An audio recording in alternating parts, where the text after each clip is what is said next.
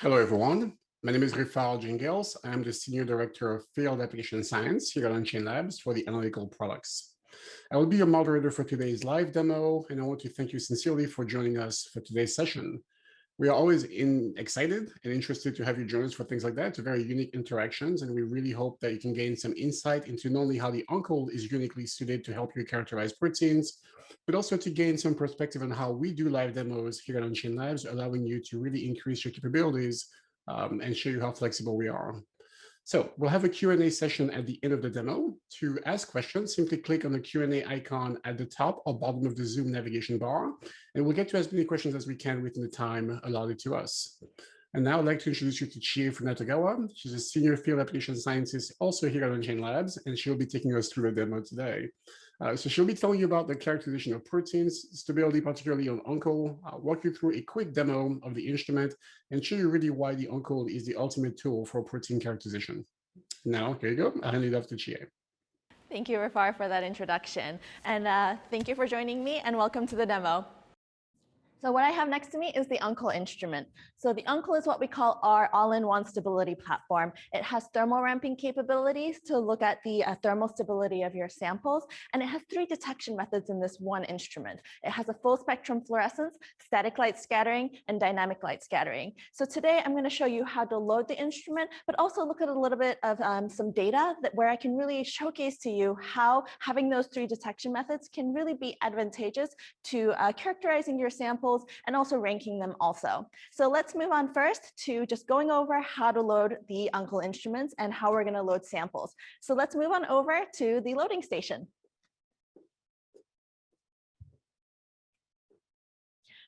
So these are the things that you will need to load an experiment or to run an experiment on the UNCLE. We have our loading tool. We have our blue frame. These are what we call our unis, but you can think of these as our where you load your samples essentially. Each one of these little unis have 16 mini little quartz cuvettes in them, and the volume requirement for this is just 8.8 microliters. Additionally, we have these silicone seals. So these silicone seals are going to go right into the blue frame, and this just gets, this essentially sandwiches our uni to ensure that it's completely sealed and that we don't have any evaporation as we heat the samples. Now, I already put the seals onto my blue frames, but you can see that they are in there right now. All right. So first things first, let's go ahead and use the loading tool and open up our unis. This is again where I'm going to load my samples. I'm just going to use my loading tool to help me pop open the tube. All of our unis come in these little plastic tubes. Let's just move that away. And as you can see, so there's little magnets that are right here on our unis. So for these magnets, they're actually used to clip it right onto the loading tool. So there's actually magnets also right here on my loading tool. So as I just put it nearby, you can see that it's just going to clip right into place. So you can kind of see, get a good visual of that. As you try to move it around a little bit, it's just going to make sure it's positioned correctly. And the spacing here is the same as a 384 well plate. So if you have a multi-channel pipetter that works with that, you can absolutely use one of those. The volume requirement, once again, is 8.8 microliters. So I am setting my pipetter to 8.8 microliters.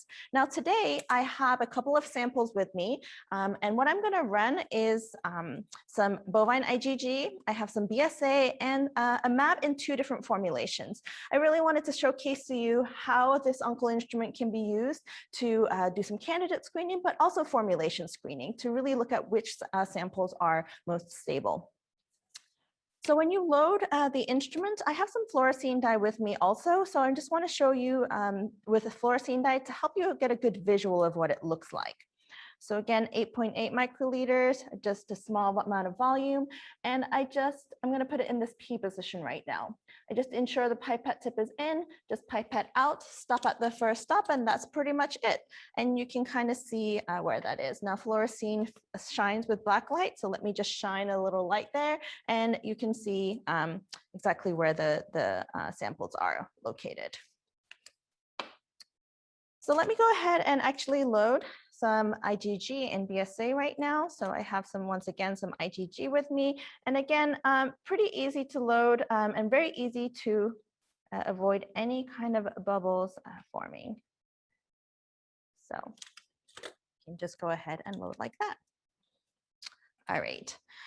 So once you've loaded all your samples, the next step is to put this uni into the blue frame. Now, we probably don't want to pick it up and move it around too much. So this is actually perfectly designed so that we can put the blue frame with the silicone seals on. It just goes flush against the loading tool. I just make sure that they line up, and so that this little notched out area is lined up. And once it's lined up, all you have to do is pull towards you. It picks it right up because it's just a magnet. You close it like you mean it, and make sure the notches are lined up, and that's it. Again, these are sealed, so you don't have to worry about, keeping them in a certain angle. You can just pop them right down and we're good. That's pretty much how you load your samples to prepare for the uncle instrument. So let's go ahead and walk over. So I'll take my uni with me and let's walk over back to the instrument. All right, so I'm going to share my screen for the uncle instrument right now. We have two pieces of software that come with the uncle instrument. There's the client software and the analysis software. The client software is the one that is going to connect to the instrument and run your experiments. The analysis software is what is going to allow us to look at the data, analyze, make reports, and so on. Today, I'm going to run a thermal ramping experiment where we look at the essentially intrinsic fluorescence of the sample. So as you saw earlier with the IgG sample, but also with the protein samples, I do not have to add any dyes. We're going to rely on the natural fluorescence of the protein, specifically the tryptophan fluorescence if there's any tryptophans. We're going to see how that changes as we thermal ramp the samples and as we heat the samples. In addition to that, in addition to the fluorescence measurements, we're also going to look at the static light scattering that will give us aggregation information and the dynamic light scattering at the initial and final temperatures, essentially to give you kind of a quality check. So a lot of information that you are going to get in this one experiment. Let's go ahead and click on this application today. But again, you can see with just that application list, because of those three detection methods, there are a lot of things you can do with this one instrument. The next screen is to give it a project name or select a project name. That's essentially the folder that this experiment is going to be saved under. So I'm going to go ahead and click on this and then give this experiment a name. So today I'll just call this Uncle Live Demo Protein or something like that. Just click next. Oops, guess I've used that already. So let's go ahead and give that a name. So the next step is to import the sample set. Now this is essentially going to be to communicate with the instrument what samples you're running. Again, this is really for bookkeeping, for you to know what samples are what and where they are. Now you can enter the sample information in the software also, very easy to use, but even easier, we can use an Excel file and just import an Excel file. Now the Excel file that we use to import the sample information, I have an example right here. We just have the sample information, the concentration, and the buffer information. So again, even though the last two samples have the exact same protein name, we have different formulations right here and here, so you can see that. So let me go back to the client software, and I'm going to actually import this sample set right now. So import sample set, select that Excel file that I just showed you, open it up, and you can see how easy it is to import the Excel file. So all of that information is imported. I just click next and I say, I'll just call this Uncle protein samples.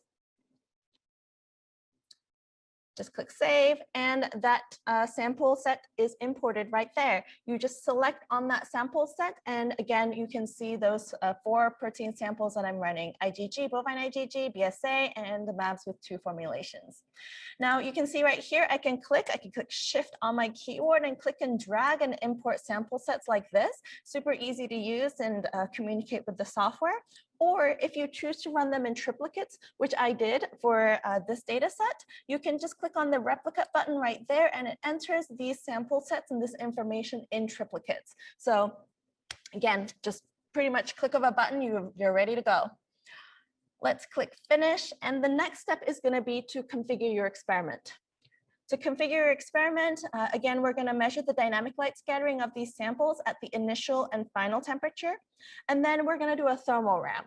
Now, the thermal ramping capability or the temperature range for this instrument is from 15 degrees to 95 degrees. So you can do a thermal ramp within that range. During that time, we're going to collect the full emission spectrum where it has the intrinsic fluorescence of your protein, again, that natural fluorescence of your protein, and the static light scattering to look at the unfolding and the aggregation behaviors as you heat the samples.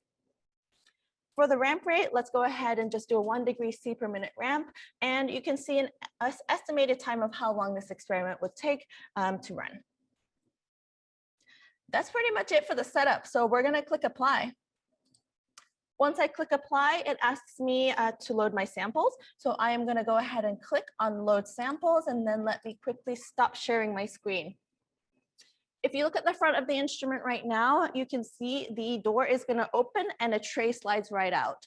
This is pretty much all the interactions that you have to really worry about with the Uncle. You're just going to go ahead and pop in that uni that we loaded right now with the samples. I'm just going to pop it right in. So first thing, remove the plastic cover. And the magnets that I showed you earlier when we were loading the unis, they actually come in handy right here too, where it's going to just clip it right into place and make sure that it's aligned. So we don't even need to worry about that at all. It's just gonna magnet and clip right into place. We're gonna put that plastic cover back on to ensure for even heating. And let's go ahead and close the door. So walking back to the Uncle software. Let me share my screen one more time. It asks me, am I loading or unloading? So I just go ahead and click loading. I don't need to set this to the initial temperature right now, and then I'll just say close. Once you do that, you can see the tray is going to go ahead and close, and the instrument is going to be ready to run. Now, today, other than that, you just click quick start and we're ready to run everything in the default settings. If you would like to change some settings, we do have a manual configuration option where you can change the filter settings as needed. For today, I'm just going to go ahead and click on quick start. That's pretty much it. We are done. We have set up an experiment together. So less than 10 minutes of hands-on time, including me talking through this. You can imagine how quick and easy it is to run this kind of experiment.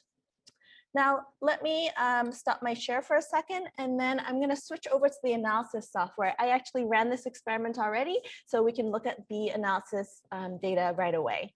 Now, this is also the advantage of this instrument, by the way, because the client software and the analysis software are separate softwares. While the experiment is running, I can go ahead and look at some data right away. So let me go ahead and share my screen. And this is the analysis software. Once the experiment's done, the analysis software will boot up and open up automatically, and the analysis is all done for you. I have not done anything to this set. It's already analyzed and it's ready to look at. When you double click on the sample name, so you can see all the sample information right here, everything was run in triplicates. I can double click on the sample name, and that will show me the full emission spectra of every temperature that it was collected. I can go ahead and do custom min-max and change the X and Y axis as needed, just to kind of zoom in and look at it, look at the different curves. Now, again, for every temperature that it collects, you can see this area right here between 300 and 430 nanometers is that intrinsic fluorescence. It's the natural fluorescence of the protein. Mostly the tryptophans are going to be what dominates the signal right here. As you heat the samples, it's going to go down, and then you see a clear transition and shift in that fluorescence signal. Additionally, the static light scattering peaks right here at 266 and 473. We see an increase in that as temperature changes. Now, another view, I love this view with all the colors. I think it's pretty, but we can also do the animate view where it shows one curve at a time. With the one curve at a time, on this top right-hand corner, you can see the temperature that specific spectrum was collected. I can pause it, and I can click and drag that also as needed. So I can click and drag, and you can see where there's that spike increases, where it starts to aggregate. Now, there are a couple of different analysis options. So again, with the advantage of having that full emission spectrum, we can offer a couple of different analysis options. Now, our default analysis is what's called barocentric mean. It's BCM. Now, what that is for every temperature that it collects, it integrates the area under the curve between 300 and 430 nanometers, and then it finds the wavelength in which the area is half. So it's that like weighted middle, in a way, is the way to think of it. As your sample is heated and it unfolds, it has a shift, so that BCM value also shifts. That's what I am showing when I go back in this curve. So you can see the y-axis here is BCM. So again, that wavelength in which the areas have for that intrinsic fluorescence. And then you can see as it's heated, we see a clear transition happening around 70 to 80 degrees or so. So you can absolutely take a look at that. And then again, you can also see that sometimes different proteins have different behaviors. Now, whenever for the IgG, actually let me right click and show legend, and then just move this over so that you can get a better view of what colors are what.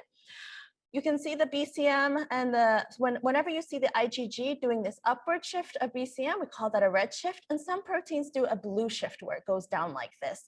So the uncle is able to analyze both types of curves. So whenever it's a downward shift, we can actually change that analysis method very easily to analyze that downward shifting curves too. So again, simple but flexible also. The software itself is also fantastic. So when you see lots of different curves and I overlay the curves, you can see the excellent reproducibility of my triplicates also. You can also see that reflected in the TMs assigned. So we can see right here, the individual TMs assigned, the average and the % CV of those TMs. So again, very easy to look at.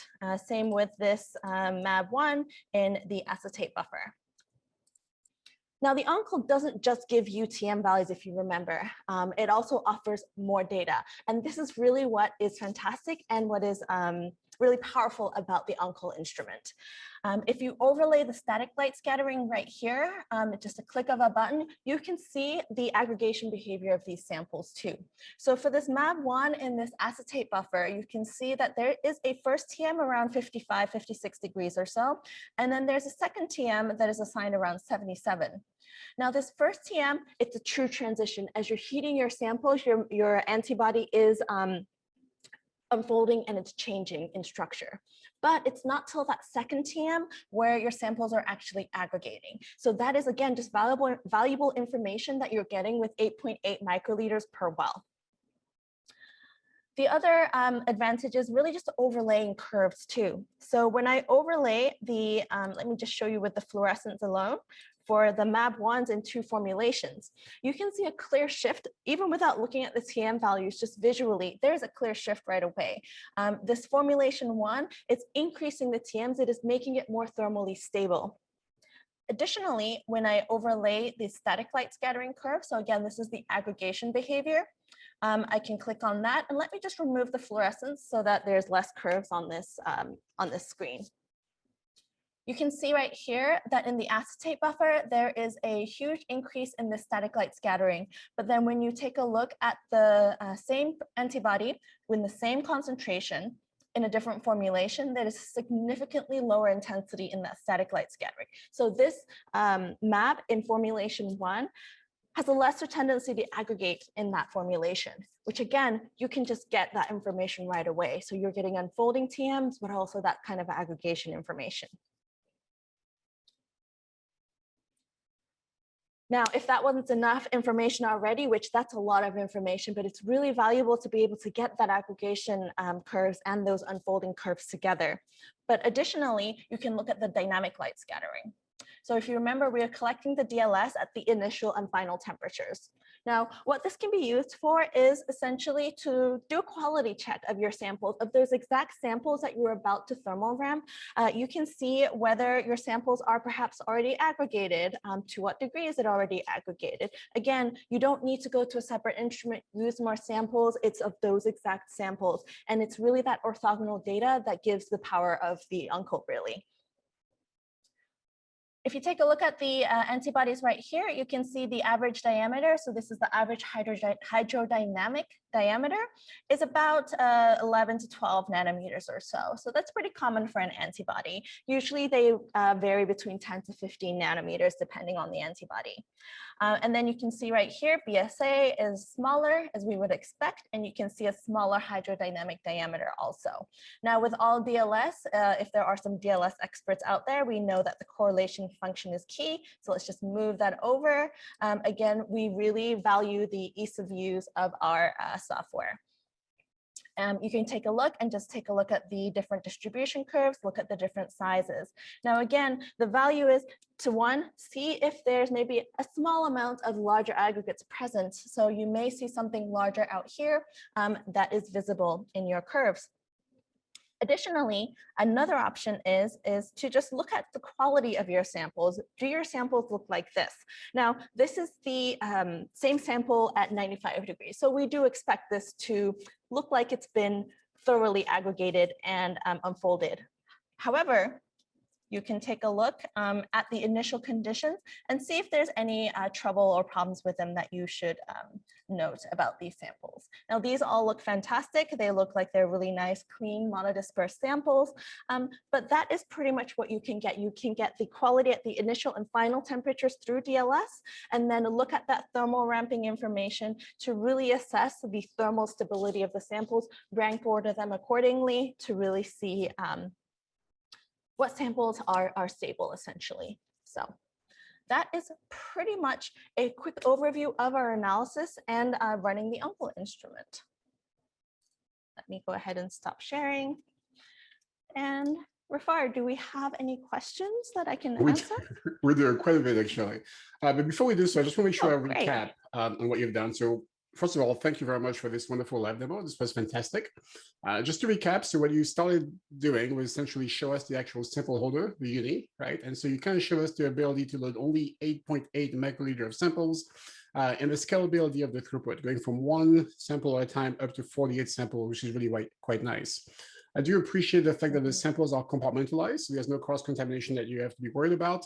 And because you added the silicone seals, you also have no evaporation to be worried about during the thermal ramp. And certainly long-term studies can be done using the actual uni and sample holder that we have. So that's actually quite nice. You then took us over to the client, and I took down some notes where you kind of showed us how easy to set up an experiment. And so it seems to me that if you can use a mouse and a pipette, you can pretty much use the UNCLE. So it seems to be pretty straightforward in that sense. And then you were able to actually highlight a few key aspects of setting up an experiment, how easy it is to add samples, how easy it is to configure your settings if you need to. And then finally, we went to the analysis where you showed us both the workflow, the ease of use of our platform, and you reviewed some data. Now, to talk about the data, I really appreciate the fact that you showed us the raw data, right? So there's no black box. We know exactly where the data comes from and how it's processed into what a user would see on the front end. And then, as I recall, you contrasted BSA and IgG in two different formulations. Which I appreciate as well, because I think whenever we do those things, people often ask us, what is the real world application of this? And so certainly if I'm comparing a BSA to an IgG, very different structures, and therefore we expect them to look different. And you'll see a question, I think, that was submitted by one of our viewers where they're asking a question specifically about that. And then the other thing I appreciated was also the importance of formulation screen, right? So you took one IgG in two formulations and you were able to show the actual shifting in the curve, which was quite nice, and then the correlation even with the actual DLS, the thermal ramp, and the change in the actual behavior of your sample after thermal ramp. So I think I summed up everything that you went over today. Did I capture everything?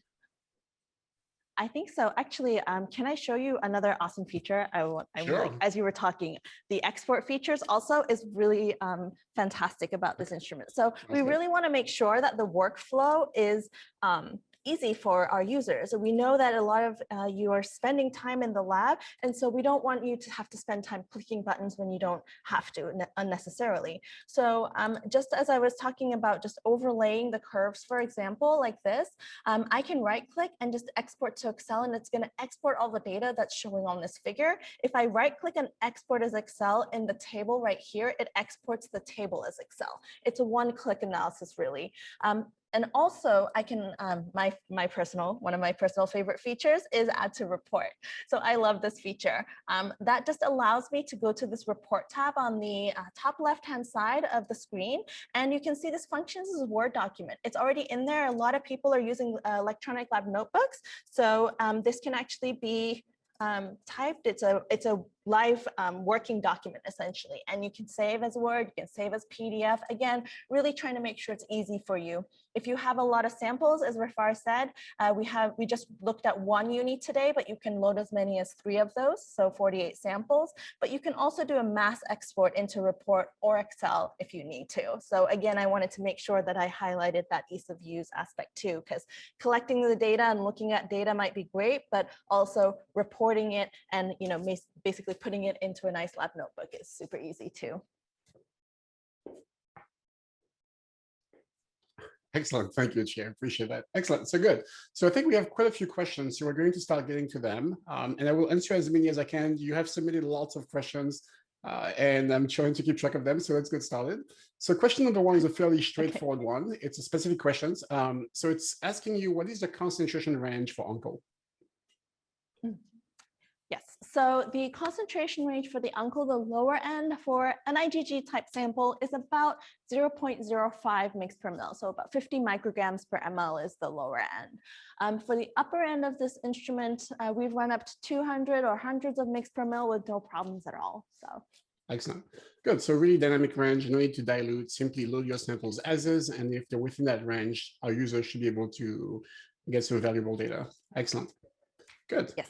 Just a reminder to everyone, please submit your questions using the Q&A icon, not the chat one, just to make sure that it appears in the right place. But I'm going to try to answer questions however they are submitted, but that will make it a bit easier.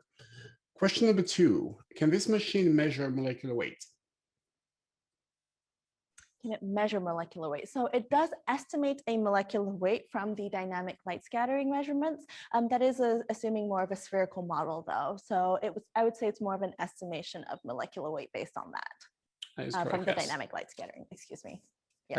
Excellent. That's correct. And I think it's a common question that people ask, given that it's light scattering, right? So are we measuring or are we estimating molecular weight? All molecular weights derived from dynamic light scattering are in fact estimations that are modeled based on the Z average and other metrics collected during that experiment. Good. The next question is, what if I have a formulation component that fluoresces from UV light? Yeah, so that's actually, there's a couple of solutions to that, and there is actually a great feature of the uncle. So since we're collecting that full emission spectrum, number 1, you could probably identify if it's fluorescing in addition to that intrinsic fluorescence. Wherever it is fluorescing, you'd be able to see that on the uncle, as you saw with that full emission view. Also, so depending on, again, where it's fluorescing, so if it's not overlaid with that tryptophan fluorescence, it doesn't matter. And you can see it fluoresces. You could probably even analyze it if you wanted to, but essentially it would not affect that tryptophan fluorescence. If it does fluoresce right on top of each other, then an alternative option would be to perhaps use an extrinsic dye of some sort, which again, the uncle is compatible with, as long as it is able to be excited with our 2 lasers in that specific part of the optics, which is our 266 nanometer laser and our 473 nanometer laser. Essentially, you can take a look and analyze it. So for example, Cipro Orange is a very commonly used one. You can use the 473 nanometer laser, and essentially it fluoresces in that 600 nanometer range. So. Excellent. Sounds good. So I think that highlights the fact that we have 2 wavelengths for the excitation, right? So there's the UV at 266 nanometer and the blue one at 473 nanometer, right? And there's a third laser for the DLS, but we'll get to that one because there's actually a question to that point. So the next question is, for sample loading, is the only way to load triplicates? Is it the only way to load triplicates? Can I load samples in A1, A2, A3? So I think this question came in while you were loading your samples. And so you were loading them in sequence in the uni. People are asking if you could load them across positions. Yes. Absolutely. So I would imagine if you're going from a 384 well plate, you're going to load singlets A through P, and then you can load them 3 times. So the answer is yes, absolutely. Our instruments are QC to make sure that there's no variation across the different positions. So absolutely. And then you can imagine with the loading in the instrument and the client software too, it's very easy to just say replicates and singlets and do that 3 times also. So very easy to do in the software also. Sounds good. And could you comment on the actual position itself? In other words, if a user were to load a sample, the same sample, named the exact same way in A1, and then C2, and then B3 or something, would that actually matter in terms of being able to get the averages and sort out the actual sample order? Yeah, so for the averaging, the Uncle instrument recognizes that the sample name is exactly the same. So it will average them based on the sample name. So even if your even if your protein is the same name, if the formulation is different, that recognizes it as a separate name also. So you can essentially not worry about that. It will average the correct samples based on name and not based on position. Excellent. Good. All right. So the next question looks like it's someone that may. I'm sorry. Oh, I was going to say, was that, did I get the question right? I believe based on the question was yes, you did. Yes. Okay, you're fine. Yes. Perfect. The next question is, how can Uncle measure cyber-gold fluorescence? So I think that maybe someone who's doing gene therapy work. Maybe you can comment on that as well, please. Yeah, that's a super exciting area for us right now too. So we have a application specific for that also. So for the capsid stability application. So we're really excited about that application.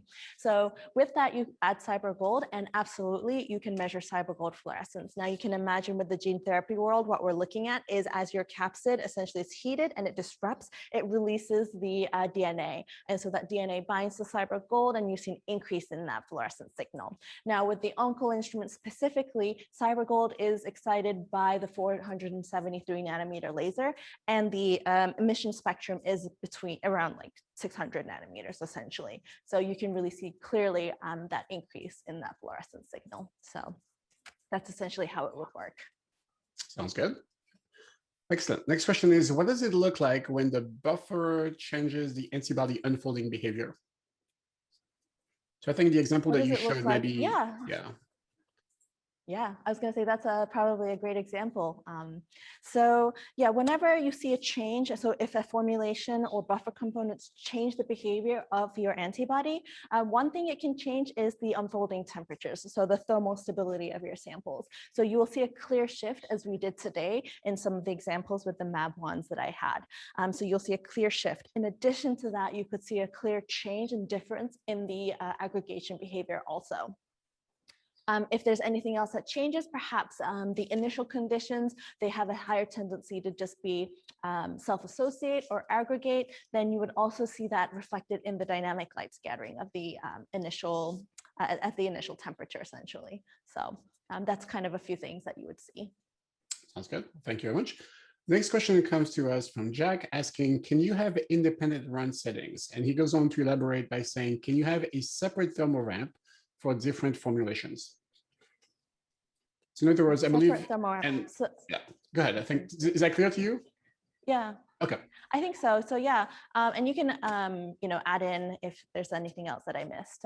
But I would say, so if it's separate thermal ramps, the plate itself is heated at the same time. So if you have multiple samples in there, they're all going to be heated together basically at the same ramp rate. If you wanted to run different samples at different ramps, for example, then that would have to just be a separate run.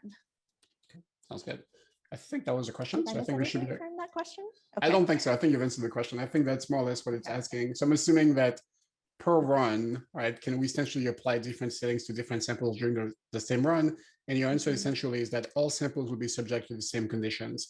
The only difference I can anticipate is that we can change the actual laser intensity per sample, right? So we have the ability to go into the manual configuration and change that, but thermal ramp wise, they will all be thermally denatured at the same temperature ramp rate.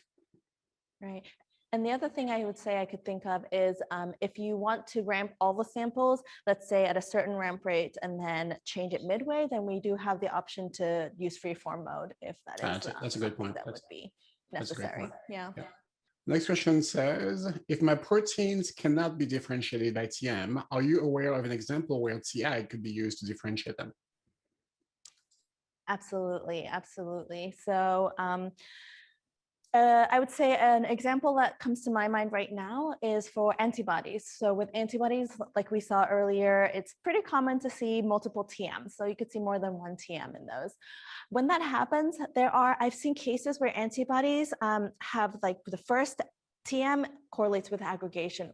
The second TM correlate with aggregation. So if that's the case, then you would see a clear difference in the TAG values. So there is absolutely cases where you might see a difference in the aggregation onset temperatures. So when that SLS signal goes up. Additionally, intensity. So if your samples have similar concentrations, like I showed you with this example set right now today, if it's the same concentration and the intensities of those SLS signals are significantly different, then that would also give you a good indication essentially that one has a less tendency to aggregate than the other. Sounds good. Thank you. Excellent. And so I think that really speaks to the duality of our detection methods, right? And the usefulness of having them be independent methods, essentially. So while the experiments happen concurrently, I think it's always useful for users to appreciate the fact that you're technically running multiple experiments at once. And therefore, if one detection method does not give you the ability to distinguish samples, certainly the other ones can. And that's the beauty of that. And also gives you orthogonal confirmation of the changes that you're seeing. So that's brilliant. Thank you, Chia. Absolutely. And I like to think of this one experiment that I ran today, that you're getting 7 data points essentially in this one experiment with just 8.8 microliters per well. You're getting TMs, you're getting TAGs at 2 wavelengths, you're getting the DLS at the initial and final temperature, which gives you sizing and polydispersity information. So there's really an abundance of information that really helps you to essentially rank order your samples, I would say. Yeah, no, it's great. So 9 microliters, 7 to 8 data points if we include the T on set. That's fantastic. So thank you. Next question is, why is the starting BCM different? And again, that question came in while you were showing the BSA and the IgG overlay. And the adding on, why is it different? And then is it possibly the molecular weight? Yeah, so for the BCM value, where that's coming from is that intrinsic fluorescence. It's the wavelength in which the area is half. Now, tryptophans naturally, when they're in a hydrophobic environment, they have a essentially fluorescence peak closer to about 330 nanometers. So in that BCM value, it would be closer to like 330, 340 nanometers, so lower on that y-axis.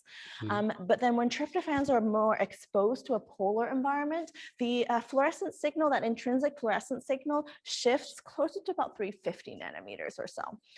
So in that case, again, the BCM value would end up being higher. So for BSA specifically, there's actually a tryptophan that is exposed or close to the surface of the protein. So it's exposed to the solution.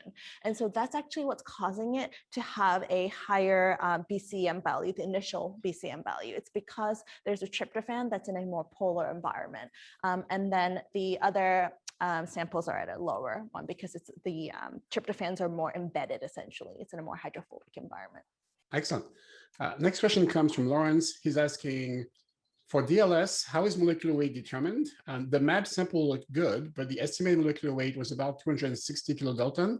Why is it so big? And I think that speaks to the estimation as opposed to a true direct measurement. Exactly. So it's because it's estimating the molecular weight, as you said, Rafar, from that Z average, and then modeling kind of more of a spherical model. And we know MABs are not a spherical protein, so, or they're not a bead, that it's a sphere. Yes, that's a good point. So the aspect ratio there will definitely be a factor, and that would certainly impact your estimation. Excellent. Next question comes from Pedro. He's asking, what excitation wavelength is Uncle using for DLS?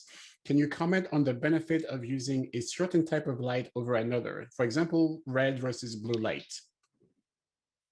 Yeah, so the DLS that we're in the Uncle is using a 660 nanometer laser. Now, if you look at a lot of DLS out there in the industry, you'll see the 600 range is a very common range to be used for dynamic light scattering. So the advantage of that is really that it doesn't interfere. You can keep rereading DLS on these, and it's not going to really affect the protein itself. Is there anything else you want to add to that, Rafar? No, I think you've nailed it. I think that's it. Just 660 nanometers the wavelength. Certainly, lower wavelengths tend to be, they tend to have greater interactions with proteins, right? That's usually the limitation there. And so the reason why most modern DLS systems are using a light source in the far right, it's simply because of the fact that you have less interactions. So what you are picking up is truly scattering or turbid interactions. We do know that most samples, polymers, organic molecules actually scatter light in the UV region. And so the closer you're getting to the lower wavelength, the more interactions you're going to have. And so that's the reason why you would tend to stay away from those. The only reason you will do that is if you had limitations in your technology, right? But if you don't, and you're building a robust DLS system from scratch, you would tend to stay closer to red. And that's common for most of the top DLS systems in the market. That's a good question. Excellent. Next question comes from Jack, which is, are there limits on the viscosity of the samples in question? So viscosity, so the actual loading of the samples, as long as you can pipette them out and it can fill that 8.8 microliter capillary, you're good. There's really no limitations there.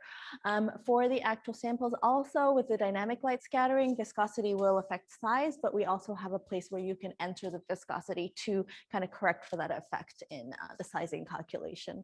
So yeah, there's really no limit that I can think of on the measurements that we presented today. Can you think of anything, Rafar? Personally, I don't know. I think you nailed it. I think if you can pipette your samples in, you can usually characterize them. Certainly, if you have samples that are much more concentrated, right? So if you start crossing over the barrier of like 40, 50 milligram per ml, we know that non-specific interactions can begin to be dominant in your sample, and that's going to impact it. The really cool thing is that we have this application called G22, right? And that actually allows you to look at colloidal behavior in non-ideal situations, so at really high concentrations. And so again, that is super fast, that's built into the Uncle today. And so you have the flexibility of assessing samples. A lot of the characterization that is done is often done on dilute samples, just because people tend to look for ideal behavior first to truly understand their molecules. And then when they begin to formulate, they want to look at higher concentrations. And I think, Chia, remind me, but you correctly, I think, reminded us, right, that we can look at very high concentrations. I think we've done up to 200, 300 milligram per ml for some samples. And then having G22 and all these other benefits can really be advantageous when thinking about characterizing samples, right? Yeah, absolutely. And so it's just one instrument. You can use that same instrument for all of those steps, which is, again, great. And then because you ultimately want to see the behavior at the concentration that your final product needs to be in eventually. So yeah, it does quite a lot, right? And I think people often ask us, what can't it do? It does not make coffee yet, so that's the only thing that I would say it doesn't do yet. But otherwise, it's a pretty solid system. It doesn't cook for me. It doesn't cook dinner for me. Excellent. Next question comes from Lawrence asking, can you please elaborate between SLS at 266 versus 473? Yeah, so I'm glad you asked that question. So just by the nature of the wavelengths, 266 is generally more sensitive to, I would say, smaller sizes and smaller sizes and lower concentrations.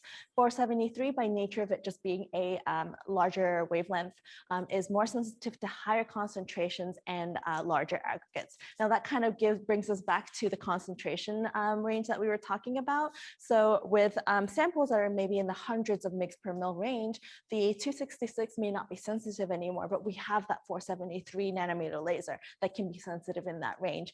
Again, opposite to that, if we're working in the 0.1 range, mg per mil range, then the 266 nanometer laser is going to be more sensitive to that. Now, you don't have to pick and select that or worry about like what concentrations you have beforehand. You can essentially just look at the data, what is collected, and look at the intensities essentially of the signal and the data that you collect. So. Sounds good. Next question comes from Ranita. She's asking, have you tried using aluminum-based adjuvants with protein samples to measure intrinsic fluorescence? So I personally have not. You can speak to this a little more, Rafar. You have a little more experience with that. But ultimately, as long as it does not fluoresce, essentially when it's hit with the two lasers that we have, and it doesn't interfere in that sense with the actual signal, then you should be good in the fluorescence and SLS portion. And also with the DLS, I'm trying to think, what do you think with the DLS specifically? I think it should be possible as well. It'll absolutely still give you data. Yeah. Right. Yeah, it certainly would. So the way I think of this is the answer is yes. The answer is yes. We have done it. The answer is yes, it can be done, to be very clear. So the only concerns or limitations or factors that you will have to take into consideration is that if your sample is very turbid, as can be the case with adjuvants, right, then you have to make sure that you are diluting the sample so you don't have an overwhelming amount of light scattered, essentially, relative to your fluorescence.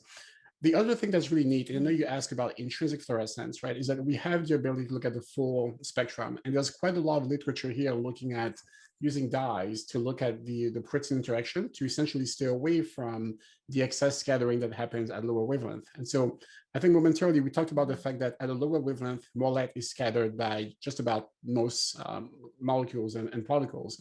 Whereas at a higher wavelength, you tend to get more specific behavior that is driven by actual, molecular interactions and the actual physical properties of your samples.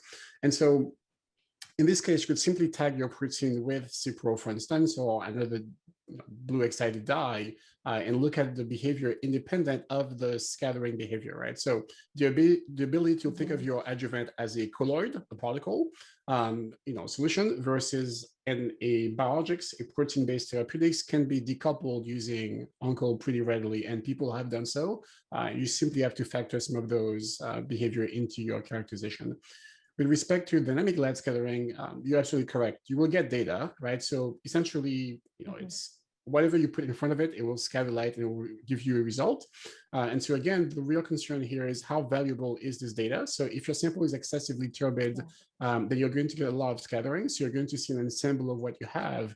But the beauty of the DLS, again, is that you have the Z average, which is everything in your sample, but you also have the peak 1, peak 2 regularization that happens, and you're able to actually see individual components of your samples if they are resolved, which should be pretty clear if you have aggregates versus your main population of samples. So there's lots of things that can be done there. Again, still 9 microliters. So, by all means, have a go at it. And if you need help, we ask you to please contact any of us, either at support@chainlabs.com or contact your local FAS, and we'll help you set up the experiment properly.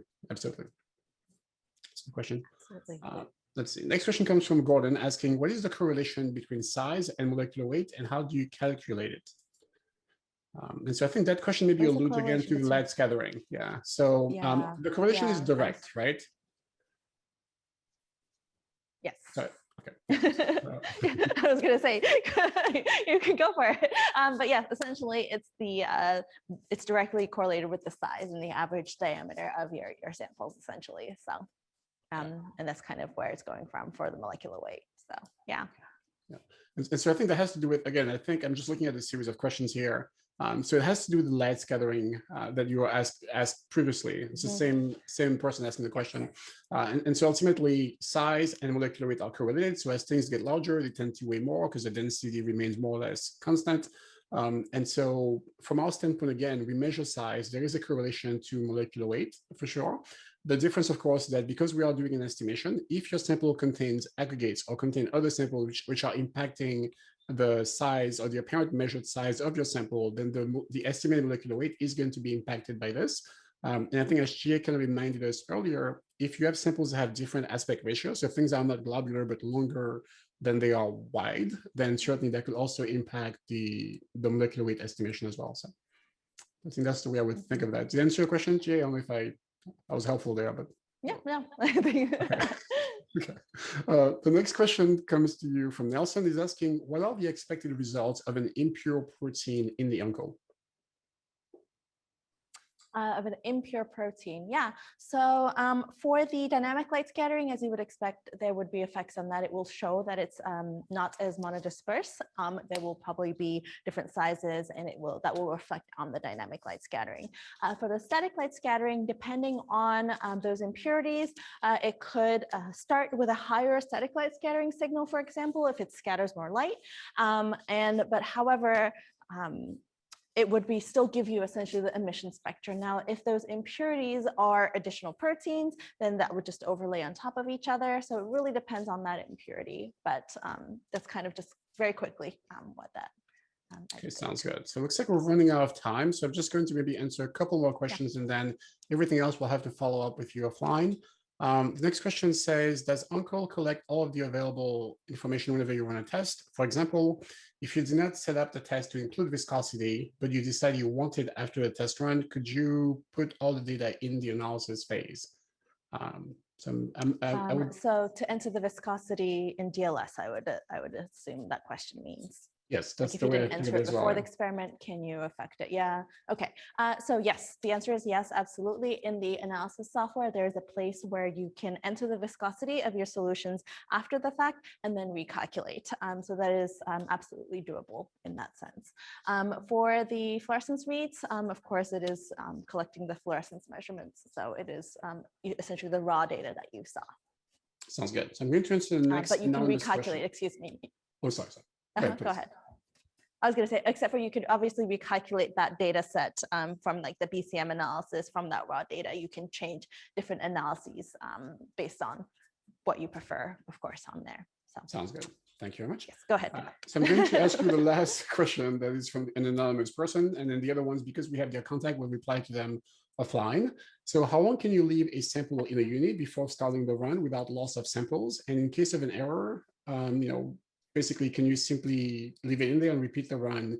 Maybe if your sample did not thermally ramp or something of that sort. So, like maybe what is the longest experiment that you're aware of? Yeah, so I would say like a week is probably the longest that we've done about, so that I'm aware of. That's really because we can do those isothermal studies, long-term stability studies up to a week, an accelerated long-term stability study. So that's kind of gives you an idea of that. Can you reuse? So for example, that specific sample, it depends on your protein. So if your protein inside of there is stable, you can absolutely reread that. So if you run a DLS measurement or it's a non-destructive, non-heating experiment, your samples are still happy, then absolutely you can run that cassette essentially again.